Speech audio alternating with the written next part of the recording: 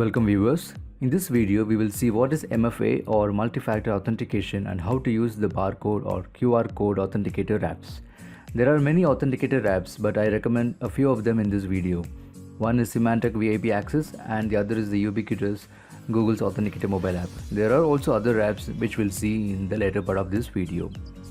First, let's see what is an MFA and why do we need it. First of all, it's easier than you think for someone to steal your password. Any of these common actions could put you at risk of having your password stolen.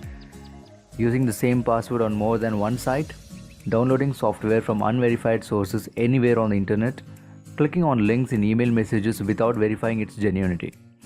In such situations, two-step verification can help keep bad guys out even if they have your password.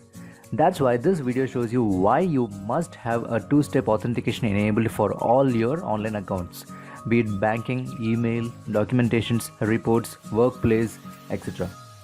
With two-step authentication enabled, the signing in into your account will work a little differently. First, you'll enter your password as usual, and second, you'll be asked to enter a code or scan a code which will be sent to your phone via SMS or a voice call or through a dedicated and secured mobile app or a web app. Further, during sign-in, you can choose not to use two-step verification again on your particular computer. From then on, that computer will only ask for your password when you sign in. SMS verification is no longer considered a valid verification by some countries, as SMS depends on the mobile network access provider and could easily be tampered with using SIM clones and other malpractices. MFA or multi-factor authentication is a security measure that some online services offer to us to confirm a user's identity so as to grant access into an account, say like Gmail or any secured portals with a use of a web portal or a mobile app.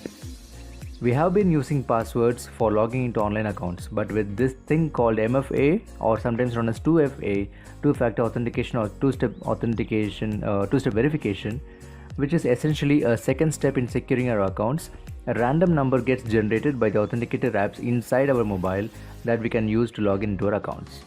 These two-step verifications sometimes take the form of clicking on images that has cars on it or houses on it, like how Google asks you sometimes. And there are also reCAPTCHA ticks that we do. Sometimes these two-step authentications are provided by your companies where you work as a connected physical device called as tokens and look something like this. But the major disadvantage with these tokens are that this could be misplaced or lost and is something that we need to remember to carry with us forever in order to access our accounts. On the other hand, the mobile apps that gets installed into our phones and linked into our online accounts using a scannable QR or barcode can help in dynamically generating a one-time valid passcodes, typically consisting of 4 to 6 digits that are constantly changing every few seconds. This method as a second factor of authentication is becoming more trustworthy these days. Many internet services like the Google or Amazon AWS use open time based one-time password algorithm, which is called OTP, to support two-step authentication. There are skeptics who criticize that users must carry a mobile phone charged and kept in range of a cellular network all the time whenever authentication may be necessary, but some apps also offer offline codes that can be used. Not just that, there are some web portals that can simultaneously provide random passcodes along with their mobile counterparts. So if you're unable to use your phone to get the one-time valid passcode, you can get it from their web portal counterpart like this one. In short, go ahead and activate two-step authentication, also known as multi-factor authentication, everywhere you can for an extra layer of security to protect your account. Each code can only be used once, which makes this method unbeatable. A variety of access levels are available based on which service you use. Some offer proximity access, some offer passcode, and some fingerprint or a scannable barcode like the one we use on WhatsApp web.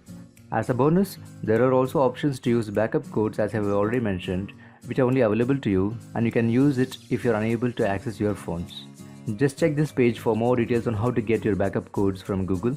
And with that, I hope you'll have your account secured stronger than before.